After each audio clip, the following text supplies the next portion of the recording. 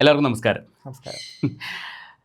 ഇന്നിപ്പോൾ ഞങ്ങൾ ഒരുമിച്ച് വരാൻ കാരണം വേറൊന്നുമല്ല, ചില കാര്യങ്ങളൊന്നും സംസാരിക്കണം തോന്നി. പക്ഷേ മെയിനായിട്ടുള്ളൊരു കാര്യം ഞാൻ അടുത്ത വീഡിയോയിൽ പറയുള്ളൂ. അത് അതെന്താണെന്ന് ചോദിച്ചാൽ, ഒരുമിച്ച് ചെയ്ത് കഴിഞ്ഞാൽ പറയും, നിനക്ക് ഒറ്റയ്ക്ക് പറയാൻ വയ്യാത്തത് കൊണ്ട് നീ ആളെ കൂട്ടി വന്നത് എന്നെ തല്ലാൻ വന്നില്ലടാ എന്ന് ചോദിക്കും. ഞാൻ ഇന്ന് രാവിലെ ഒരാളുടെ വീഡിയോ കണ്ടു. സോ അതിനകത്ത് എന്നോട് ചില ചോദ്യങ്ങൾ ചോദിച്ചിട്ടുണ്ട്. മറുപടി കൊടുക്കണോ വേണ്ടയോ എന്ന് ആദ്യം വിചാരിച്ചു. കാരണം എന്താ ചോദിച്ചാൽ, ഒരു 5 മാസം മുൻപുള്ള എന്നെ തന്നെയാണ് ആ വ്യക്തിയിൽ ഇപ്പോൾ കാണുന്നത്.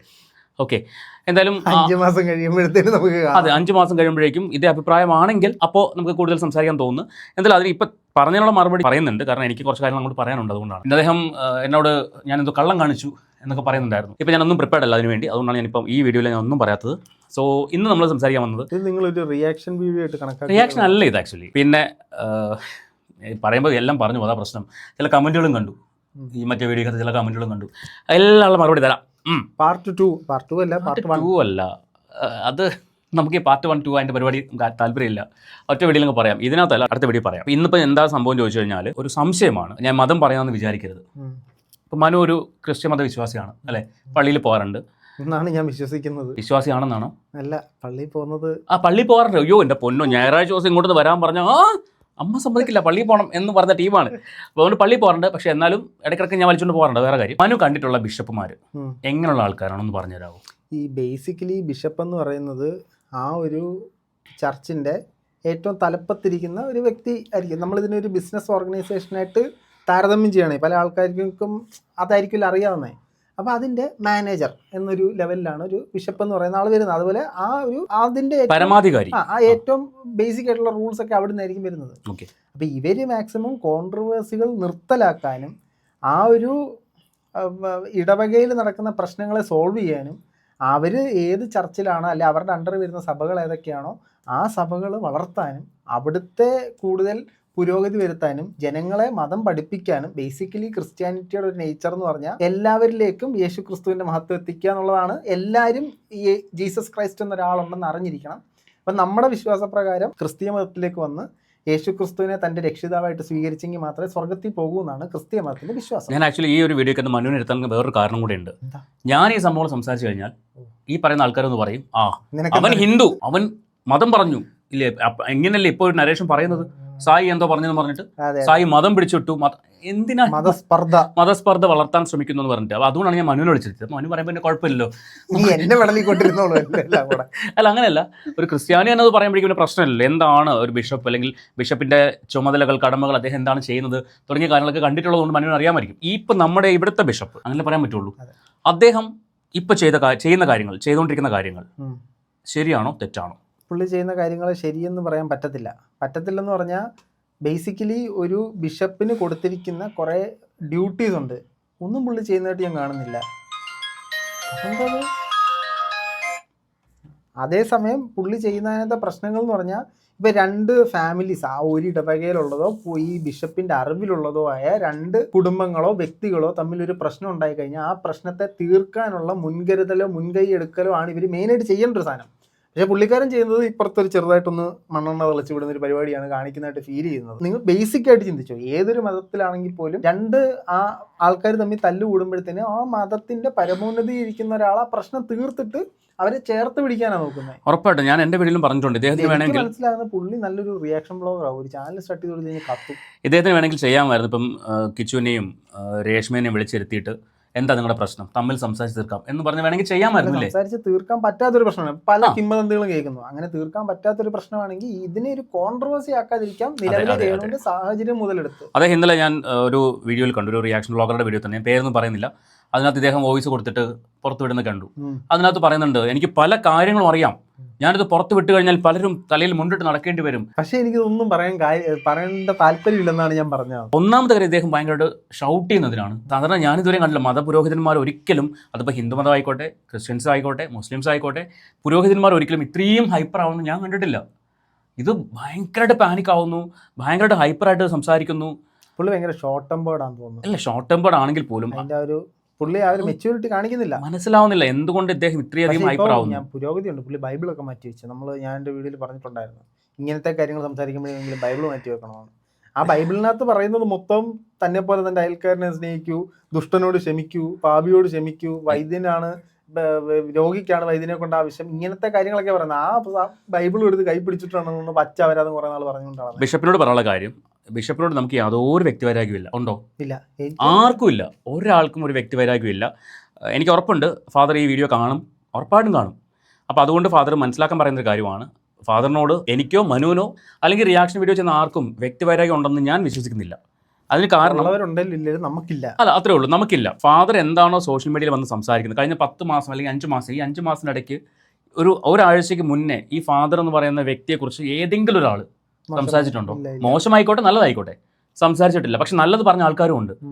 ഫാദർ ചെയ്ത നല്ല കാര്യങ്ങൾ, പ്രത്യേകിച്ച് രേഷ്മയുടെ വീട്ടിൽ പോയി മറ്റേ പ്രാർത്ഥന ഒക്കെ നടത്തിയപ്പോൾ നമ്മൾ ഉൾപ്പെടെ സംസാരിച്ചിട്ടുണ്ടായിരുന്നു, ഫാദർ ചെയ്ത നല്ലൊരു കാര്യമാണെന്നൊക്കെ പറയുന്നുണ്ടായിരുന്നു. എപ്പോഴാണ് ഓപ്പോസിറ്റ് ആയത്? ഒരു മെയിൻ സ്ട്രീം ഒരു ഇന്റർവ്യൂ കൊടുത്തതുകൊണ്ട് മാത്രമല്ല, കൊടുത്തതുമല്ല, ആ ഇന്റർവ്യൂവിനകത്ത് പറഞ്ഞ ചില സെന്റൻസുകളാണ് പ്രശ്നമായത്. ഫാദർ ആണെങ്കിലും കപ്യാരാണെങ്കിലും ആരാണെങ്കിലും തെറ്റിനെ തെറ്റായിട്ട് സ്വയം അക്സെപ്റ്റ് ചെയ്യാൻ ആദ്യം വേണ്ടത്, അല്ലേ? ബിഷപ്പ് ആയതുകൊണ്ട് വിമർശനത്തിന് അധീനരാണ് അങ്ങനെയൊന്നുമില്ല. അതെ, സോഷ്യൽ മീഡിയയിൽ വന്ന് പറയോ, അപ്പോൾ തിരിച്ച് മറുപടികളുണ്ടാവും. ഇന്നലെ സായി ഈ ഒരു സ്റ്റേറ്റ്മെന്റ് പറഞ്ഞു, ആ സ്റ്റേറ്റ്മെന്റിനോട് ഞാൻ യോജിക്കുന്നില്ല.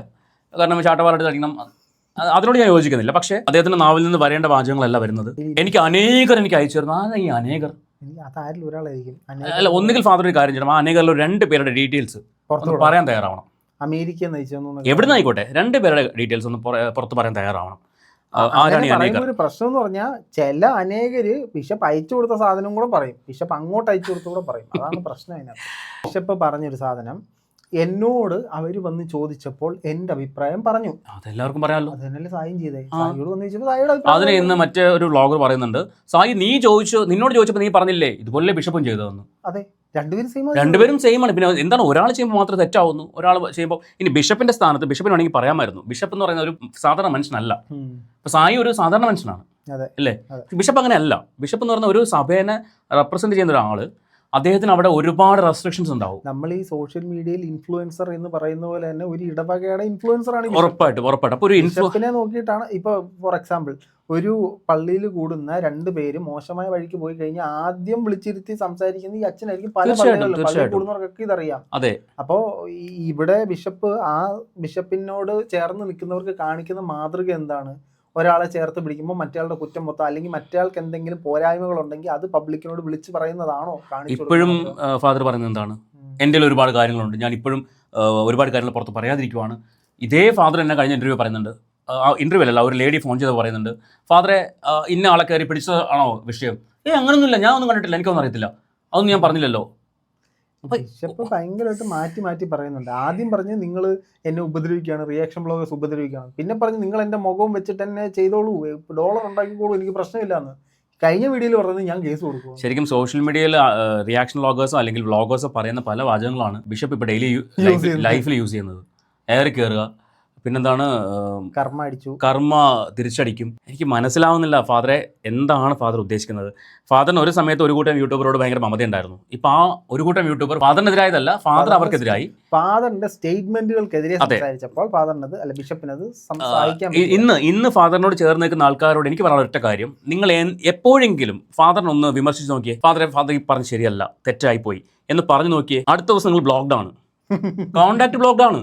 ഡെഫിനറ്റ്ലി സംഭവിച്ചിരിക്കും. എന്നെ വിളിച്ച് ഭയങ്കര മോട്ടിവേഷൻ ഒക്കെ ആയിരുന്നു, ബിഷപ്പ് പാവം അത് ഇതെന്ന്. പിന്നെ അദ്ദേഹം പാവം തന്നെയാണ്, ഞാൻ ഇപ്പോഴും പറയുന്നത്. പിന്നെ പ്രവർത്തികൾ മാറിയപ്പോഴത്തേനും നമ്മൾ മാറി. ഞാൻ പറയട്ടെ, ബിഷപ്പ് പാവം തന്നെയാണ്, അദ്ദേഹത്തിന് നിഷ്കളങ്കനാണ്, അതിലൊന്നും ഒരു തർക്കവും ഇല്ല. ഈ ഫാദർ എന്തിനാ എല്ലാവരും ഷൗട്ട് ചെയ്യുന്നേ? ഫാദറിനെ ആരും ഒന്നും വിമർശിക്കാൻ പാടില്ല. പുള്ളി വിമർശനത്തിന് അതീതമാണോ? അങ്ങനെയാണ് ഫാദർ ചിന്തിക്കുന്നത്. പരിപാടി പറഞ്ഞിട്ട് കാര്യമില്ല, അതങ്ങനെയാണ്. ഒരു കാര്യം ചോദിച്ചോട്ടെ, ഇവിടെ യേശു ക്രിസ്തുവിനെ വിമർശിക്കുന്ന ആളുകളുണ്ട്, മറ്റ് പല മതങ്ങളെ വിമർശിക്കുന്ന ആളുകൾ, എന്തിന് നമ്മുടെ പ്രൈം മിനിസ്റ്ററിനെ വിമർശിക്കുന്ന ആളുകളുണ്ട്. ഫാദർ ആരൊന്നും പറയാൻ പാടില്ല. ഫാദർ പറയുന്ന എല്ലാം അക്ഷരം പ്രതി അനുസരിച്ച് പറയുന്ന എല്ലാം ശരിയെന്ന് എല്ലാം. ഞാൻ വേറൊരു കാര്യം പറയാം. നമ്മൾ ഈ രേഷ്മ പി തങ്കച്ചന്റെ വയ്യായിക അറിഞ്ഞതിന് ശേഷം 2 മാസം നമ്മൾ വീഡിയോ ചെയ്തില്ല. ഇപ്പോഴും നമ്മൾ അവരുടെ വിഷയങ്ങൾ സംസാരിക്കാറില്ല, ശരിയല്ലേ? അവരുടെ വയ്യായിയെക്കുറിച്ചോ അല്ലെങ്കിൽ ഈ പറയുന്ന കാര്യങ്ങളെക്കുറിച്ചോ നമ്മൾ സംസാരിക്കാറില്ല. എന്നിട്ടും നമുക്ക് ഫാദറിന് എടുക്കേണ്ടി വന്നതുകൊണ്ടാണ് കിച്ചുവിന്റെ വിഷയം സംസാരിച്ചുകൊണ്ട്. പക്ഷേ ഈ സമയത്തും ഇവർക്ക് അസുഖമാണ് എന്ന് അറിഞ്ഞിട്ടും ഫാദറിനെ താങ്ങി നിന്ന ആൾക്കാർ വേറെ ഇല്ലേ? ഫാദറിന് വേണ്ടി നിങ്ങൾ അന്ന് അങ്ങനെ പറഞ്ഞുകൊണ്ടാണ് ഇന്നിങ്ങനെ വന്നത് എന്ന് വരെ പറഞ്ഞ ടീമുകളുണ്ട്. ആ ടീമുകൾ ഇന്ന് എന്താ നിൽക്കുന്നത്? എങ്ങനെ നിൽക്കുന്നത്? ഇതിനകത്ത് ഇതൊന്നുമല്ല വലിയ സംഭവം. അന്ന് ബിഷപ്പിന്റെ കൂടെ നിന്നവർ ഇന്ന് ശത്രുപക്ഷത്തും അന്ന് ബിഷപ്പ് കേസ് കൊടുക്കുകയും വക്കീലിനെ വെച്ച് ഇതാക്കുകയും നെഗറ്റീവ് പറഞ്ഞവർ ഇന്ന് മിത്രപക്ഷത്തും. അതിലൊന്നും കാര്യമില്ല, അതിലൊന്നും വലിയ കാര്യമില്ല. കാരണം അല്ല, ഞാൻ ചോദിക്കുന്നത് ബിഷപ്പിന് ഇപ്പോൾ നമ്മൾ രണ്ടുപേരുണ്ട്, നിങ്ങളോട് ഇപ്പം അടുപ്പമാണ്, എന്നോട് അടുപ്പക്കേടാണ്, അത് ഈ സാധനം ചില ആശയ വ്യത്യാസങ്ങളുണ്ടോ മാറുമ്പോൾ എന്നോട് അടുപ്പം വരുമ്പോ അവനെ എന്തുകൊണ്ട് അകറ്റുന്നു? അതാണ് എന്റെ പ്രശ്നം. ഇവിടെ അതിനാണ് സംഭവിച്ചിരിക്കുന്നത്. ഇവിടെ അതായത് ഒരാളെ കിട്ടുമ്പോ അടുത്ത ആളെ തള്ളിക്കളയാ. അത് ഒരു മനുഷ്യന് ചേർന്ന പ്രവൃത്തിയല്ല അല്ലേ? പുരോഹിതൻ പോട്ടെ, ഒരു മനുഷ്യന് പോലും ചേർന്ന പ്രവൃത്തിയല്ല. എന്നെ തള്ളിക്കളഞ്ഞാൽ എനിക്ക് സങ്കടമൊന്നുമില്ല കേട്ടോ, വേറെ കാര്യം തുറന്നു പറയാം. അത് ഒരു സങ്കടമില്ല, കാരണം നിലപാടില്ലാത്ത വ്യക്തികളോട് നിൽക്കാൻ എനിക്ക് താല്പര്യമില്ല. ഇവിടെയും ഞാൻ പറയുന്നു, രേഷ്മ പി തങ്കച്ചനെ ബിഷപ്പ് പോയിട്ട് പ്രാർത്ഥിച്ചതിനോ അല്ലെങ്കിൽ അവരെ സപ്പോർട്ട് ചെയ്തതിനോ ഒരു പ്രശ്നമില്ല. അങ്ങനെ ചെയ്യുക തന്നെ വേണം. നമുക്കും അവർക്ക് ഒരു അവസ്ഥ വരണമെന്നൊന്നും ആഗ്രഹിക്കുന്നില്ല. പക്ഷേ അങ്ങനെ അവരെ സപ്പോർട്ട് ചെയ്യുമ്പോഴും ഇപ്പുറത്ത് നിൽക്കുന്ന ആളെ എന്തിനാണ് ആക്ഷേപിക്കുന്നത് ഇല്ലേ? ഫാദറിന് ആ ഇന്റർവ്യൂ വന്ന സമയത്ത് ഫാദറിന് പറയാമായിരുന്നു, എനിക്ക് അവരുടെ ഫാമിലി മാറ്ററാണ്, അത് അവരുടെ കാര്യമാണ്, അവർ സംസാരിച്ചോട്ടെ, ഞാൻ അതിൽ ഇടപെടുന്ന ആളല്ല എന്ന് പറയാമായിരുന്നു. ഇപ്പം ഈ പറയുന്ന അദ്ദേഹത്തിന് ഇന്റർവ്യൂ എടുത്ത ആ പയ്യൻ, അവൻ കഴിഞ്ഞ ദിവസം ഒരു വീഡിയോ ചെയ്തിട്ടുണ്ടായിരുന്നു. അവൻ എന്താ അതിനകത്ത് പറയുന്നത്? അധികാരമുണ്ട് അച്ഛന്, കിച്ചുവിനെ ശകാരിക്കാനുള്ള അധികാരമുണ്ട്. ശകാരിക്കുന്നത് എങ്ങനെ? സോഷ്യൽ മീഡിയയിലാണോ? അല്ല, അങ്ങനെ ആയിക്കോട്ടെ, ഞാൻ ഇന്നലെ എൻ്റെ വീഡിയോ പറഞ്ഞിട്ടുണ്ടായിരുന്നു. അങ്ങനെയാണെങ്കിൽ തന്നെ അത് സോഷ്യൽ മീഡിയയിലാണോ ശകാരിക്കുന്നത്? ബിഷപ്പിനെ വിളിച്ച് ശകാരിക്കാം, അങ്ങനെ ചെയ്യരുത് എന്ന് ശകാരിക്കാം, അല്ലാതെ ഒരു ഇന്റർവ്യൂവിന് വരുമ്പോൾ അല്ല ശകാരിക്കേണ്ട. അവനെ പേഴ്സണലായിട്ട് വിളിച്ച് ശകാരിക്കാം. വസ്തു കൊടുത്തത് കൊണ്ട് സുധിയുടെ സ്ഥാനത്താണ് പോലും, അതിനകത്തൊന്നും പറയാനില്ല മോനെ. സുധിയുടെ സ്ഥാനത്ത് നിന്ന് ബിഷപ്പ് പറയുന്നത് ഞാൻ ജ്യേഷ്ഠ സഹോദരനാണ്, ഇപ്പുറത്ത് അടുത്തവൻ വന്നിട്ട് സുധിയുടെ സ്ഥാനത്ത്, അത് അച്ഛൻ്റെ സ്ഥാനത്താണെന്ന് ഇങ്ങനെയൊക്കെയാണ് പറയുന്നത്. മനസ്സിലാവുന്നില്ല എന്താ എങ്ങോട്ടത് പോകുന്നതെന്ന്. അതുകൊണ്ട് ഫാദർ മനസ്സിലാക്കേണ്ട ഒരു കാര്യം, ഞാനൊരു കാര്യം ചോദിച്ചോട്ടെ, ഇപ്പോൾ ആദ്യം രേഷ്മ തങ്കച്ചനുമായിട്ട് ബിഷപ്പിന് ഒത്തുപോയില്ല, അതിനുശേഷം ഇപ്പോൾ ഒത്തുപോയി, നാളെ ഒരു സമയത്ത് ഒത്തുപോകാൻ പറ്റാത്തൊരു സാഹചര്യം വീണ്ടും വന്നു കഴിഞ്ഞാൽ തിരിച്ചു പറയും. അപ്പൊ ഈ കൂടെ നിന്നവരൊക്കെ കഴുത്ത കത്തി വെച്ചാണ് അവരപ്പോഴും കൂടെ നിൽക്കും. അവർക്ക് അതാണല്ലോ അവർ ചെയ്തുകൊണ്ടിരിക്കുന്നത്. അല്ല, അവർ അതാണല്ലോ ഇപ്പൊ ചെയ്യുന്നത്. അന്നും ബിഷപ്പിനോട് നിന്നു, ഇന്നും ബിഷപ്പിനോട് നിൽക്കുന്നു, നാളെ ബിഷപ്പിനോട് നിൽക്കും. അതായത് ബിഷപ്പിന്റെ നിലപാടുകൾ മാറുന്നതനുസരിച്ച് അവരുടെ നിലപാടുകൾ മാറിക്കൊണ്ടിരിക്കും. അത്രേ ഉള്ളൂ. മനസ്സിലായോ? അതല്ലേ നമ്മൾ കണ്ടോണ്ടിരിക്കുന്നത് അല്ലേ? കൂട്ടുകാരനാണെങ്കിലും തെറ്റ് ചെയ്തു കഴിഞ്ഞാൽ അത് പറഞ്ഞ് മനസ്സിലാക്കുന്ന ഒരാളാണ് കൂട്ടുകാരൻ എന്ന് പറയുന്നത് അല്ലേ? മനുവിന്റെ ഭാഗത്തൊരു മിസ്റ്റേക്ക് വന്നാൽ ഞാൻ പറയാറുണ്ട് മനുവിനോട്, ഉണ്ടോ ഇല്ലയോ? വേറൊരാളുടെ ഭാഗത്ത് മിസ്റ്റേക്ക് വന്നാൽ ചിലപ്പോൾ എന്നെയൊക്കെ വിളിച്ച് ചീത്ത വിളിച്ചേക്കുന്ന വിളി നിങ്ങൾ കേൾക്കണം. ഈ കാണുന്ന മാന്യത ഒന്നും അന്നേരമില്ല. ചിലപ്പോൾ അത് പബ്ലിക്കിൽ പറയില്ലായിരിക്കും, പക്ഷെ പേഴ്സണലി വിളിച്ച് സംസാരിക്കുന്നുണ്ട്. എന്ന് കരുതും ഞാൻ ശരിയാണെന്നല്ല പറയുന്നത്. ഞാൻ പൂർണ്ണമായിട്ട് എൻ്റെ ഭാഗത്ത് മിസ്റ്റേക്ക് വരാറുണ്ട്, അത് മനു ഇങ്ങോട്ട് വിളിച്ച് പറയാറുണ്ട്. എഡിറ്റിംഗിൽ ഞാൻ മനുവിൻ്റെ നിന്ന് കേൾക്കാത്ത തെറികളൊന്നുമില്ല, തെറിയല്ല വഴക്കുകളില്ല, പലപ്പോഴും സംസാരിക്കും, അപ്പുറത്ത് സൗണ്ട് പോകും, പലപ്പോഴും ആ മിസ്റ്റേക്കുകൾ വന്നു. അപ്പം ഈ തെറ്റുകൾ സംഭവിക്കാം, മനുഷ്യ സഹജമാണ്. പക്ഷെ ആ തെറ്റുകൾ സ്വയം അംഗീകരിക്കുക വേണ്ടത്. ഇവിടെ ബിഷപ്പ് പറയാറുണ്ട് എന്താ, എനിക്ക് ഒരു തെറ്റും പറ്റത്തില്ല, ഞാൻ പറയുന്നത് ഞാൻ ചെയ്യുന്നതൊക്കെ ശരിയാണ്, അവനാണ് തെറ്റുകാരൻ. ഈ ബൈബിൾ പ്രകാരം 33 വർഷമാണ് ജീസസ് ക്രൈസ്റ്റ് ഭൂമിയിൽ ജീവിച്ചത്. ഈ ജീസസ് ക്രൈസ്റ്റ് ഭൂമിയിൽ ജീവിച്ചതിന്റെ പ്രധാന ഉദ്ദേശം എന്ന് പറഞ്ഞാൽ ഇപ്പോൾ 10 കൽപ്പനകൾ എന്ന് പറഞ്ഞ സാധനം ഉണ്ട്, കേട്ടിട്ടുണ്ടോ? 10 കൽപ്പനകളുണ്ട്, അതനുസരിച്ചാണ് ജീവിക്കേണ്ടത്. ആ ഒരു തെറ്റും ചെയ്യാതെ, ഒരു കള്ളവും പറയാതെ, ഒരു പാപവും ചെയ്യാതെ 33 വർഷം ഇവിടെ ജീവിച്ച് ഇതാണ് മനുഷ്യൻ ജീവിക്കേണ്ട മാർഗം എന്ന് കാണിച്ചു കൊടുത്തതാണ് ആ ലൈഫ്. ഫാദർ 42 വർഷം പറയട്ടെ, മൊത്തം ആദ്യം തീർക്കട്ടെ. അപ്പൊ ബിഷപ്പ് പറയുന്നത് അതേപോലെയാണ്. ബിഷപ്പിനൊരു തെറ്റുമില്ല, ബിഷപ്പ് ഭയങ്കര അൽക്കിടിലുവാന്നാണോ ചിന്തിക്കുന്നത്? നമ്മളെല്ലാം മനുഷ്യരാണ്, നമുക്ക് തെറ്റ് പറ്റുന്ന യാതൊരു പ്രശ്നവും ഇല്ല അല്ലേ? അങ്ങനെ നോക്കുകയാണെങ്കിൽ മറ്റൊരാളോട് കയർത്ത് സംസാരിക്കുന്നതോ ഏതോ ഒരു പട്ടീന്ന് വിളിക്കുന്നത് വരെ നമ്മൾ ഇത് പ്രകാരം തെറ്റാണ്. അപ്പൊ ബിഷപ്പ് കുറച്ച് നാൾ മുമ്പ് കൊടുത്ത് ഇന്റർവ്യൂ ഒക്കെ എടുത്ത് കണ്ട ബിഷപ്പിന് മനസ്സിലാവും ഇല്ല. കാര്യം അറിയോ, ഇന്നലെ സായിയുടെ വീഡിയോയുടെ താഴെ ബിഷപ്പ് ഒരു കമന്റ് ചെയ്തിട്ടുണ്ടായിരുന്നു. ഇന്നത് ഞാൻ പറഞ്ഞിട്ടുണ്ട്. ഈ ബിഷപ്പെ കമന്റ് ചെയ്തേക്കുന്ന ഈ സായിയുടെ വീഡിയോ വന്നില്ലേ, അതിന്റെ താഴെ പോയി കമന്റ് ചെയ്തേക്കുന്ന ഇതിനുള്ള മറുപടി തരാൻ എന്റെ മാന്യത സമ്മതിക്കുന്നില്ല. എന്നിട്ട് തൊട്ടിപ്പുറത്ത് അവൻ വിളിച്ചപ്പോൾ മാന്യത എവിടെ പോയി? അന്നേരം മാന്യത പോയോ? എന്നോടുണ്ടായിരുന്ന പോലെ തന്നെ ഈ പറയുന്ന ആൾക്കാരോടും സ്ഥിരം കമ്മ്യൂണിക്കേഷൻ ഉണ്ട്. എന്നിട്ട് ആ വ്യക്തി, ഞാൻ ഇത് കമന്റ് കണ്ടിട്ട് ഞാൻ ബിഷപ്പിനെ വിളിച്ചു, ആരാ ബോധിപ്പിക്കുന്നത്? ഇതിന്റെ അപ്പുറം കഴിഞ്ഞിട്ടാണ് നമ്മളിവിടെ വന്നിക്കുന്നത് ഈ ഒരു വിഷയത്തിൽ. നമ്മൾ 5 മാസം മുമ്പിലാണ്, നിങ്ങളെ പുറകിലാ വരുന്നേ ഉള്ളൂ. രാവിലെ 8 മണിയാകുമ്പോൾ മെസ്സേജ് വന്ന് തുടങ്ങുന്നതാണ്. ഈ മറ്റേ പയ്യൻ പറഞ്ഞിരിക്കുന്നത് 5 മാസം മുമ്പ് ഡെയിലി 3 പ്രാവശ്യം അങ്ങോട്ട് വിളിക്കില്ലായിരുന്നോ? ഉണ്ടായിരുന്നു, അതിന്റെയാണ് ഇപ്പൊ ഇങ്ങനെ ആയിപ്പോയത്. 5 മാസം മുമ്പ് 3 പ്രാവശ്യം വിളിക്കും, അത് 3 പ്രാവശ്യം അങ്ങോട്ട് വിളിച്ചാൽ 6 പ്രാവശ്യം കൊണ്ട് വിളിക്കും.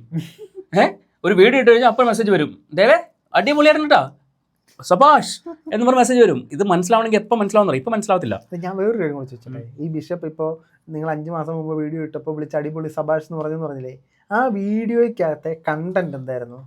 രേണുവിനെ കുറ്റം പറയുന്നത്. അപ്പോൾ ബിഷപ്പ് എന്തായിരുന്നു ചെയ്യേണ്ടിയിരുന്നത്? മോനെ അങ്ങനല്ല, നീ വേറൊരാളെ കുറ്റം പറയില്ലേ, നീ വേറൊരാളെ ദുഷിക്കരുതേ എന്നാണ് ഞാൻ കണ്ടെടുത്തോളം ഒരു ബിഷപ്പോ. പക്ഷെ അതെന്താ കാര്യം അറിയോ, ബിഷപ്പിനെ തെറി പറഞ്ഞതിനെ അഗെയിൻസ്റ്റ് ആണ് നമ്മൾ സംസാരിക്കുന്നത്. അപ്പൊ കുഴപ്പമില്ല. ഇപ്പോ ബിഷപ്പ് അവരുടെ കൂടെ നിന്നിട്ട് കിച്ചുവിനെയാണ് തെറി പറയുന്നത്. എന്റെ ബിഷപ്പ് ഇങ്ങനെയാണ്, രേണു ഒക്കെ എന്തോ ഒരു ഇണ്ടാസ് ഞാൻ കഴിച്ചു തരണമെന്ന് അറിയാമോ?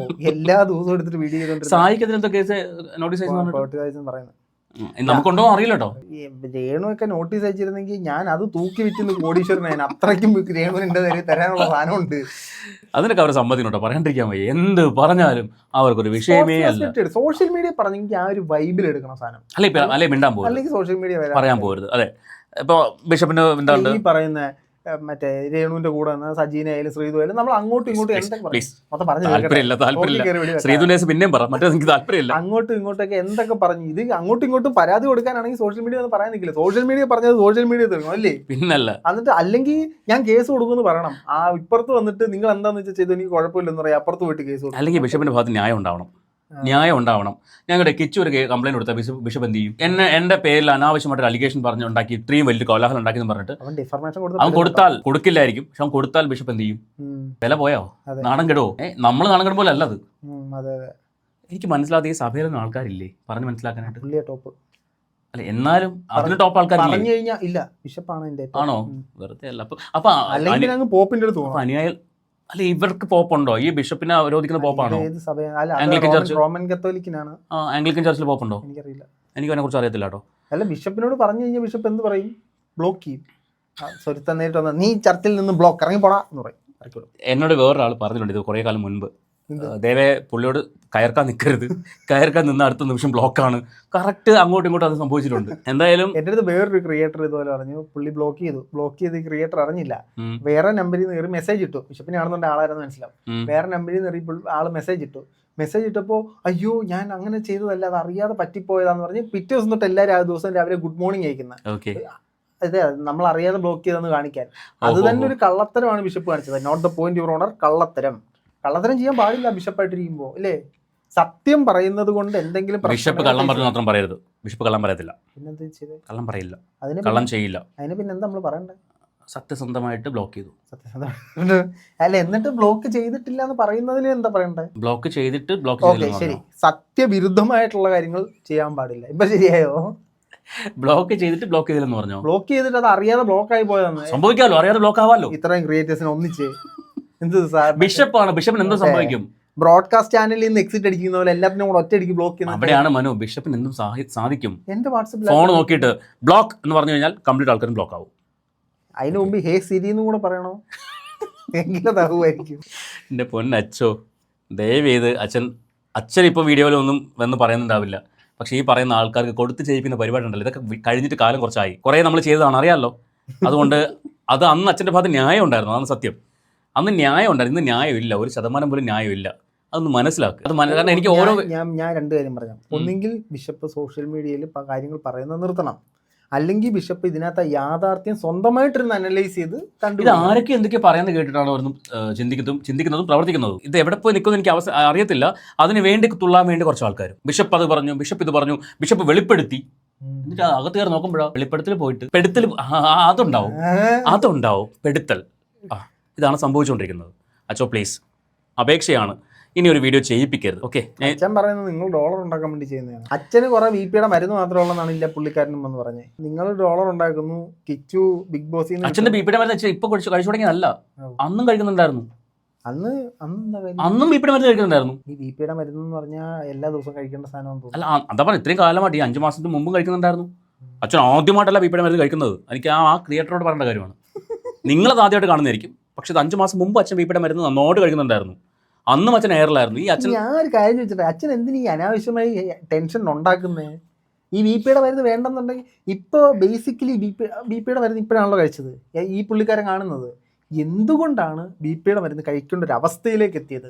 What is the cause of that action? സ്വയം ഉണ്ടാക്കി വെച്ചത്. ഇനി ഞാൻ മറ്റേ പിള്ളേരെ പഠിപ്പിക്കുന്ന പോലെ അത് പുള്ളിക്കാരൻ ഉണ്ടാക്കിയ ഒരു ആക്ഷന്റെ ആഫ്റ്റർ എഫക്റ്റ് ആണ് ആ VP-യുടെ മരുന്ന്. എന്തുകൊണ്ട് അങ്ങനെ ഒരു ആക്ഷൻ അവിടെ ഉണ്ടാക്കി അതിനെ പുള്ളിക്കാരന് ഇല്ലാതാക്കാൻ പറ്റുന്നൊരു third law of newton. Example ഇപ്പോൾ സായി ഇന്നലെ ആ ഒരു വാക്ക് പറഞ്ഞല്ലോ, ഞാനിപ്പോഴും പറയുന്നു ആ വാക്കിനോട് ഞാൻ യോജിക്കുന്നില്ല. സായി പറഞ്ഞ കാര്യങ്ങളോടല്ല, ആ വാക്കിനോട്, ചാട്ടവാർ എന്നുള്ള വാക്കിനോട്, അല്ല അത് വെച്ചിട്ട് അടിക്കണം എന്നുള്ള വാക്കിനോട് ഞാൻ യോജിക്കുന്നില്ല. പക്ഷേ അച്ഛൻ ആ സംഭവം കേട്ടു. ഒരു സാധാരണ നോർമൽ ഒരു ബിഷപ്പാണെങ്കിൽ എന്ത് ചെയ്യും? എന്തെങ്കിലും ആയിക്കൊണ്ട് പോട്ടെ, ആ വിഷയം വീടും, അല്ലെങ്കിൽ ആ കമന്റ് അയച്ചല്ലോ, ആ കമന്റ് അയച്ചുകൊണ്ട് ആ പരിപാടി അങ്ങ് അവസാനിപ്പിക്കും. ആ കമന്റിൽ അവിടെ നിന്നിരുന്നെങ്കിൽ ബിഷപ്പ് ഇന്ന് പുണ്യാളപ്പാണ് ഉറപ്പായിട്ടും. പക്ഷെ അതിനപ്പുറം ഒരു വീഡിയോ വന്നപ്പോഴാണ് അതിനപ്പുറത്ത് വേറൊരാളെ വിളിച്ചിട്ട് എന്ത് സംഭവിച്ചു? അങ്ങോട്ട് വിളിക്കുക, അടുത്ത വീഡിയോ എടുത്തിട്ട് വീണ്ടും ചെയ്യും. അങ്ങോട്ട് വിളിക്കുക ഇങ്ങോട്ട് വിളിക്കുക, വോട്ടെവർ വിളിച്ചിട്ട്. ബിഷപ്പിന് തന്നെ അറിയാം നമുക്കിത് കണ്ടന്റ് ആണ്, നമുക്കിത് ഡോളർ പുള്ളി തന്നോണ്ടിരിക്കുകയല്ലോ, എന്ത് ചെയ്യാൻ പറ്റും? പിന്നെ എന്തിനാണ് ആവശ്യമില്ലാത്തത്? നീയൊക്കെ കുറച്ച് ഡോളർ ഉണ്ടാക്കുന്ന പറഞ്ഞിട്ടാന്ന് പിന്നെ നമ്മൾ എന്ത് ചെയ്യാൻ പറ്റും? ഒന്നും ചെയ്യാൻ പറ്റില്ല. നമ്മൾ സംസാരിച്ചുകൊണ്ടിരിക്കും. അച്ഛന് കേസ് കൊടുക്കാൻ പറ്റും, അച്ഛൻ കൊണ്ട് കേസ് കൊടുക്കും, അതേ പറയാൻ പറ്റുള്ളൂ. രേണുവിന് ബിഷപ്പ് വക്കീൽ നോട്ടീസ് അയച്ചു. എങ്ങനെ നിങ്ങളുടെ കയ്യിലൊക്കെ സാധനം വന്ന ആദ്യം? എങ്ങനെയായിരിക്കും? സ്വാഭാവികം. ഞങ്ങൾക്ക് അടിച്ചു മാറ്റാൻ പറ്റില്ലല്ലോ. നിങ്ങളിനി ഫോൺ ഹാക്ക് ചെയ്ത് എടുത്താണോ? ഞാൻ മാത്രമാണെങ്കിൽ എനിക്ക് മാത്രമാണെങ്കിൽ ഓക്കെ, എല്ലാവർക്കോ ഒരു കൂട്ടം യൂട്യൂബേഴ്സ് നേരത്തെ മറ്റേ ബ്ലോക്ക് ചെയ്ത പോലെ സംഭവിക്കാം. എൻ്റെ പൊന്നച്ചോ, അന്ന് അച്ഛൻ്റെ ഭാഗത്ത് ന്യായം ഉണ്ടായിരുന്നു. അതുകൊണ്ടാണ് രേഷ്മ പി തങ്കച്ചൻ ചെയ്ത തെറ്റുകൾക്കെതിരെ സംസാരിച്ചപ്പോൾ അച്ഛൻ സപ്പോർട്ടീവായിട്ട് തോന്നൽ മാത്രമാണ്. പിന്നെ അച്ഛൻ്റെ കുറച്ച് പാവത്തനം ഒക്കെ തോന്നിയിട്ട് അച്ഛനോട് സംസാരിക്കേണ്ടായി. നാളെ അച്ഛൻ നല്ലൊരു ദാനം ചെയ്ത് കഴിഞ്ഞാൽ വീണ്ടും നമ്മൾ ഉറപ്പായിട്ട് സപ്പോർട്ട് ചെയ്യാൻ ഒരു സംശയം വേണ്ട. ഒരു വിരോധവും ഇല്ല. അതെ, അല്ല അന്ന് ഞാൻ അച്ഛനെ കോൺടാക്ട് ചെയ്യാനുള്ള റീസൺ, എന്നോട് ഒരാൾ പറഞ്ഞു ദേവ അച്ഛൻ ഭയങ്കര വിഷമിച്ചിരിക്കുകയാണ്, ഒന്ന് വിളിച്ച് സംസാരിക്കുന്നു പറഞ്ഞു. അന്ന് വിളിച്ചു തുടങ്ങിയതാണ്. അന്നൊരു കോൾ ചെയ്തു. പിന്നെ അങ്ങോട്ടും ഇങ്ങോട്ടും കമ്മ്യൂണിക്കേഷൻ അങ്ങോട്ടും ഇങ്ങോട്ടും ഉണ്ടായിട്ടുണ്ട്. അല്ലാണ്ട് ഒരു ദിവസം 3 പ്രാവശ്യം വിളിച്ചില്ലേ എന്ന് ചോദിക്കുന്നതിൽ അർത്ഥമില്ല. ഞാൻ ഒരു തവണ സംസാരിച്ചിട്ടുണ്ട് പുള്ളിയുടെ ഫോണിൽ. സീക്രട്ട് ഏജന്റ് ഒരു വീഡിയോ ഇട്ടിട്ടുണ്ടായിരുന്നേ, ഇതുമായിട്ട് ബന്ധപ്പെട്ട വിഷയത്തിൽ നിന്ന് നമ്മളൊന്ന് വ്യതിചലിക്കുകയാണ്. സീക്രട്ട് ഏജന്റ് ഒരു വീഡിയോ ഇട്ടിട്ടുണ്ടായിരുന്നു കുറച്ച് നാളുകൾക്ക് മുമ്പ്. അന്നേരം ഇങ്ങനെ ഭയങ്കര താടിയൊക്കെ വെച്ച് പുതിയ ലുക്ക്, അത് എല്ലാവരും ന്യൂ ലുക്ക് സൂപ്പർ എന്ന് പറഞ്ഞിട്ട്, അതുപോലെ നിങ്ങൾ ഈ ലുക്ക് ഒന്ന് നോക്കൂ, അങ്ങോട്ട് നോക്കൂ, അങ്ങോട്ട് നോക്കൂ, ഈ ലുക്ക് എങ്ങനെ ഉണ്ടെന്ന് കമന്റ് ചെയ്യണം കേട്ടോ. ഒന്നും ചെയ്യണ്ട, വെറുതെ വിടുവോ പ്ലീസ്.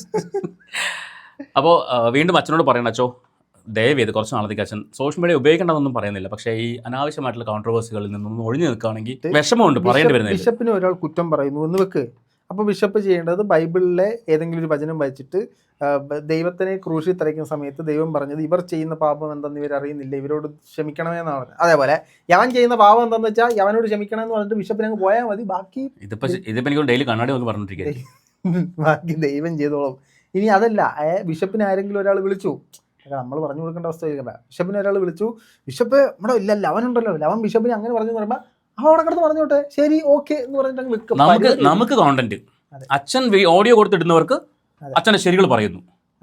ഇതാണ് ഇപ്പോഴത്തെ വൈപ്പ്. ഇങ്ങനെയാണ് നമുക്കിത് കോണ്ടന്റ് എല്ലാം ഒന്ന് തന്നെ. അവര് ബിഷപ്പിനെ അനുകൂലിച്ച് കോണ്ടന്റ് ഉണ്ടാക്കുന്നു, നമ്മളും ഉണ്ടാക്കുന്നുണ്ട്, ഇല്ലെന്നൊന്നും ഞാൻ പറയുന്നില്ല, ഞാൻ ഉണ്ടാക്കുന്നുണ്ട്, നല്ലോണം ഞാൻ ഉണ്ടാക്കുന്നുണ്ട്.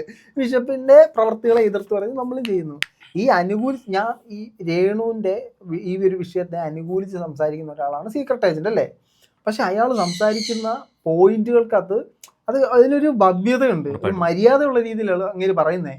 അതേസമയം മറ്റു ചില ആൾക്കാർ നീയൊക്കെ എന്ത് ചെയ്യണം, നീ കൊണ്ട് കൊടുക്കൂടാ, ഈ ഒരു സെറ്റപ്പ്. ഞാൻ പറയട്ടെ, രേണുവിന്റെ വീഡിയോ ചെയ്ത സായിയുടെ കേസ് പറയുന്നു. സായി അവിടെ ഒരിക്കലും കിച്ചനെ വിമർശിച്ച് സംസാരിച്ചിട്ടില്ല. സായി പറയുന്നത് എന്താണ്, അവർ അമ്മയും മക്കളുമാണ്, അല്ലെ അമ്മയും മോളുമാണ്. പറയുമ്പോൾ എല്ലാ പെർസ്പെക്റ്റീവും ഉറപ്പായിട്ടും. പിന്നെ സായി ഒരിക്കലും മറ്റൊരുത്തനെ ചൊറിയാൻ വേണ്ടി വീഡിയോ ചെയ്യുന്നില്ല. ഇപ്പൊ ഞാൻ പറഞ്ഞില്ല, ഇപ്പൊ ഇവിടെ നമ്മളിപ്പോ സംസാരിക്കാൻ വന്ന രേണുവിനെ കുറിച്ച് അല്ല. ആക്ച്വലി രേണുവിന്റെ വിഷയമേ നമ്മൾ എടുക്കുന്നില്ല. ആ വിഷയം ഈ ദിവസങ്ങൾക്കൊന്നും സംസാരിച്ചിട്ടില്ല. സംസാരിച്ച കാര്യം എന്താണ്, കിച്ചുവിന്റെ വിഷയത്തിനകത്ത് ബിഷപ്പ് വന്ന് ഇങ്ങനെ സംസാരിച്ചു, കിച്ചുവിന് അഗെയിൻസ്റ്റ് സ്റ്റേറ്റ്മെന്റ് കൊടുത്തു, അതിനെതിരെ സംസാരിച്ചു, അതിന്റെ വള്ളികൾ ഇങ്ങനെ പിടിച്ച് ഇങ്ങനെ പൊയ്ക്കൊണ്ടിരിക്കുകയായിരുന്നു. ഇപ്പൊ ഈ വീഡിയോ ചെയ്യാനുള്ള കാരണം എന്താണ്, ഇന്നലത്തെ ആ ഒരു ഓഡിയോ ആണ്. ആ ഓഡിയോ ഞാൻ കേൾപ്പിച്ചില്ലെന്ന് മാത്രമേ ഉള്ളൂ. അതിന്റെ എന്താ പറയുന്നത്, എന്റെ ഒരു ബിഷപ്പിന്റെ നാവിൽ നിന്നുള്ള കാര്യമാണോ, വായിക്കാത്ത കമ്പിട്ട് കുത്തിക്കഴിഞ്ഞാൽ എന്നെ കൊണ്ട് എന്താണിത് സ്റ്റേറ്റ്മെന്റ്? അത് ഒരു പുരോഹിതം പറയുന്ന വാക്കുകളാണോ അത്? മറ്റേ നമ്മളിവിടെ പറയുന്ന ചന്ത ഭാഷയാണ് അതൊക്കെ. സത്യം. അതൊന്നും ഒരു ബിഷപ്പിന്റെ സൈഡിൽ നിന്ന് വരുന്നത്. സാധാരണ ബിഷപ്പ് ഞാൻ കണ്ടിട്ടുണ്ട്, ഞാൻ കേട്ടിട്ടുണ്ട്. ഞാൻ നമ്മുടെ എറണാകുളത്ത് ബിഷപ്പ് ഹൗസ് പോയിട്ടുണ്ട്. ശരിക്കും നമുക്ക് അവരുടെ അടുത്ത് കുറെ നേരം ഇരിക്കാൻ തോന്നും. അത്രയും പീസ്ഫുൾ ആയിട്ട് ഭയങ്കര കാമായിട്ടാണ് സംസാരിക്കുന്നത്. ഏത് സിറ്റുവേഷൻ ആയിക്കോട്ടെ. ബിഷപ്പ് അത്യാവശ്യം കമാൻഡിങ് പവർ ഉള്ള ആളാണ്. പക്ഷെ ഇവർ ഈ കമാൻഡിങ് പവർ ചെയ്യുന്നത് തെറ്റാ. ഇപ്പോൾ രണ്ടുപേര് തമ്മിൽ തർക്കം, നീ അവിടെ ഇരിക്കടാ എന്ന് പറഞ്ഞു കഴിഞ്ഞാൽ അവരവിടെ ഇരിക്കും. അങ്ങനെയാണ് ഇവർ കമാൻഡിങ് പവർ ഉപയോഗിക്കുന്നത്. ഈ ബിഷപ്പുമാരുടെ മുമ്പിൽ വരുന്ന പല ആളുകളും അവരുടെ ജീവിതത്തിൽ ഒരുപാട് പ്രശ്നങ്ങൾ അനുഭവിച്ചിട്ട് അതിനൊരു സൊല്യൂഷൻ തപ്പി എവിടുന്നെങ്കിലും നമുക്കൊരു, ഇപ്പോൾ ഒരു നോർമൽ ഒരാളൊരു ഡോക്ടറിൻ്റെ അടുത്ത് കൗൺസിലിങ്ങിനൊക്കെ പോകുന്ന ഒരു സെറ്റപ്പിലാണ് ഈ മതപുരോഹിതൻ്റെ അടുത്ത് പോകുന്നത്. അപ്പം ബിഷപ്പിന് തന്നെ ബി പിക്ക് പ്രശ്നം, ടെൻഷൻ, ഹൈപ്പർ സ്ട്രെസ് എന്നൊക്കെ പറഞ്ഞുകൊണ്ടിരുന്നു കഴിഞ്ഞാൽ മറ്റൊരാൾക്ക് എങ്ങനെ ഒരു പീസ്ഫുൾ ആയിട്ട് ഇപ്പൊ ബിഷപ്പിന്റെ അടുത്ത് ഒരാള് ഞാൻ ഭയങ്കര പ്രശ്നമായിട്ട് വരികയാണെങ്കിൽ ബിഷപ്പ് ഇങ്ങനെ ഇപ്പോഴത്തെ സാഹചര്യത്തിൽ ഒന്നും ചെയ്യാൻ പറ്റില്ല. അത് ബിഷപ്പ് സംയമനം അങ്ങനെ എന്താ വാക്ക്, സംയമനം, ആ സാധനം പാലിക്കണം. മലയാളത്തിൽ കുറെ വാക്കുണ്ട്. അഭിസംബോധന. ഓക്കെ, അപ്പോൾ അച്ചോ പ്ലീസ് അപേക്ഷയാണ്, ഒന്ന് ഒതുങ്ങ്. വയ്യ ഇല്ലെങ്കിൽ കുഴപ്പമില്ല, നമ്മുടെ ഇവിടുന്ന് ഇങ്ങനെ ഇനി സംസാരിക്കാൻ വയ്യാത്തതുണ്ട്. കാരണം അച്ഛൻ എന്നോട് പണ്ട് പറഞ്ഞിട്ടുണ്ട്, ഞാൻ പല വീഡിയോയിലും പറയാറുണ്ട്, ദേവൻ്റെ സഹോദര തുല്യനാണ്, എൻ്റെ മരണം വരെയും ഞാൻ അങ്ങനെ കാണത്തുള്ളൂ എന്ന് പറഞ്ഞിട്ടുണ്ട്. അതുപോലെ ഞാൻ കണ്ടിട്ട് പറയുവാണ്. വക്കീൽ നോട്ടീസ് വന്നോ? വരുമായിരിക്കും, മിക്കവാറും ഉറപ്പായിട്ടും വരും. സഹോദരനെ അയക്കാതിരിക്കില്ല. അപ്പോൾ അച്ചോ അപേക്ഷയാണ്, ഇനി വയ്യാത്തുണ്ട്, പറയാൻ വയ്യാത്തുണ്ട്. അതുകൊണ്ട് അച്ഛൻ ഒന്ന് ദയവേദി വോയിസ് ഒക്കെ കൊടുക്കുന്നത് നിർത്തിയിട്ട് അച്ഛൻ്റെ കാര്യം നോക്കി മുന്നോട്ട് പോകും. ഓക്കെ, അപ്പോൾ നിങ്ങൾ നിങ്ങളുടെ അഭിപ്രായം, അച്ഛൻ ചെയ്തത് ശരിയാണോ, ചെയ്യുന്നത് ശരിയാണോ, ഈ പറയുന്ന ഇന്നലെ ഓഡിയോ കൊടുത്തത് ശരിയാണോ തുടങ്ങിയ കാര്യങ്ങളെക്കുറിച്ച്. ഓഡിയോ കൊടുത്തതെന്നല്ല, അതിനകത്ത് ഉപയോഗിക്കുന്ന വാക്കുകൾ, സംസാരിക്കുന്ന രീതികൾ, എന്റെ വായി കോലിട്ട് കുത്തി എന്നെ കൊണ്ട് പറയിപ്പിച്ച് എനിക്ക് പലതും വിളിച്ചു പറഞ്ഞിട്ട് എന്നാ പിന്നെ വിളിച്ചു പറയൂ. ഇതൊരുമാതിരി ആളെ പറ്റിക്കുന്ന മറ്റേ ഞാൻ എന്റെ നമ്പർ എന്നോട് അല്ലല്ല, എന്താണ് പുലി വരുന്ന പറഞ്ഞോട്ടേക്ക് എപ്പോഴും. അല്ല, എനിക്ക് പല കാര്യങ്ങളും അറിയാം. അത് രേണുവിന്റെ കുടുംബത്തിന് അറിയാം, സുധിയുടെ കുടുംബത്തിന് അറിയാം, കിച്ചുവിന് അറിയാം. പക്ഷെ ഞാൻ പറയത്തില്ല, നമുക്കറിയില്ല, എനിക്കറിയത്തില്ല, എന്തായാലും എനിക്കും അറിയത്തില്ല, അക്കാര്യത്തിൽ എനിക്കറിയത്തില്ല. അല്ല, എന്നിട്ട് ബിഷപ്പിനെ പറയും ഇതൊന്നും ഞാൻ പറയത്തില്ല എന്ന് പറഞ്ഞു. എന്തിനാ അങ്ങനെ ഞാൻ പറയത്തില്ല എന്ന് ഞാൻ എന്തിനു വന്ന് സോഷ്യൽ മീഡിയ പറയണം? എനിക്ക് എല്ലാ പരിപാടി അറിയാം, പക്ഷെ ഞാൻ പറയത്തില്ല എന്ന്. അതെന്തിനാ അങ്ങനെ പറയുന്നത്? ദയവേദേ ഞങ്ങൾക്ക് ഈ ലൂപ്പിൽ നിന്ന് ഇറങ്ങണമെന്ന് ആഗ്രഹമുണ്ട്, പ്ലീസ് ഒന്ന് ഇറക്കി തരുമോ? ഇത് ഇങ്ങനെ വന്നുകൊണ്ടിരിക്കുമ്പോൾ ഞങ്ങൾ ചെയ്തുകൊണ്ടിരിക്കും. എന്തുകൊണ്ടാണ്? നമുക്ക് കോണ്ടന്റ് ആണ്. അല്ല, അതിനകത്ത് പറയുന്നല്ലേ ഫസ്റ്റ് ഇന്നായി കഴിഞ്ഞല്ലോ പിന്നെ ഭയങ്കര സത്യം കേട്ടോ. ഇതിപ്പോ ത്രില്ലല്ല, ത്രില്ല് പോയി, വെറുപ്പായി. പല ആൾക്കാരും കമന്റ് ഇട്ട് തുടങ്ങി. പല ആൾക്കാരും കമന്റ് ഇടുന്നു, ഈ വിഷയം കാണാൻ താല്പര്യമില്ല, ഈ വിഷയം വെറുത്തു എന്ന്. എന്നാൽ മറ്റൊരു ടോപ്പിക് ഇട്ട് കഴിഞ്ഞാൽ 10,000 വ്യൂസും, ഈ ഒരു ടോപ്പിക് ഇട്ട് കഴിഞ്ഞാൽ 50,000 വ്യൂസും. നിങ്ങളെപ്പോലെ കുറച്ച് പേർക്കുള്ളത് താല്പര്യമില്ലാത്ത, മെജോറിറ്റി ഓഡിയൻസും താല്പര്യമുണ്ട്. താല്പര്യമുള്ളത് എന്തുകൊണ്ടാന്ന് വെച്ച് കഴിഞ്ഞാൽ ഇതിപ്പോ ഒരു ഫൺ പരിപാടിയായിട്ടാണ് പല ആൾക്കാരും കാണുന്നത്, സ്ട്രെസ് ബാസ്റ്റർ ആയിട്ടാണ് പല ആൾക്കാർക്കും ഇത് ഫീൽ ചെയ്യുന്നത്. അപ്പോൾ എന്തായാലും രേഷ്മാബി തങ്കച്ചൻ എത്രയും പെട്ടെന്ന് അസുഖമൊക്കെ ഭേദമായിട്ട് തിരിച്ചു വരട്ടെ. വന്ന് ഈ പറയുന്ന സോഷ്യൽ മീഡിയക്കകത്ത് കിടന്ന് അലമ്പൊന്നും കാണിക്കാതെ അവർ യൂട്യൂബിൽ വീഡിയോ ഒക്കെ ചെയ്ത് മാന്യമായിട്ട് ജീവിച്ച് പോട്ടെ എന്ന് പ്രാർത്ഥിക്കുകയാണ്. ഈ പ്രാർത്ഥനയും കൂടി ഞാൻ ഈ വീഡിയോ കൂടി പറയുകയാണ്. അവർ രക്ഷപ്പെട്ട് വരണം. കാരണം അസുഖം വന്ന ആർക്കും ഒരു മോശം അവസ്ഥ ഉണ്ടാവരുതെന്ന് തന്നെയാണ് ആഗ്രഹിക്കുന്നത്. ബാക്കിയെല്ലാം ദൈവത്തിൻ്റെ കയ്യിലാണ്. സോ നമുക്ക് മറ്റൊരു വീഡിയോ ആയിട്ട് വീണ്ടും കാണാം. Tata, bye bye.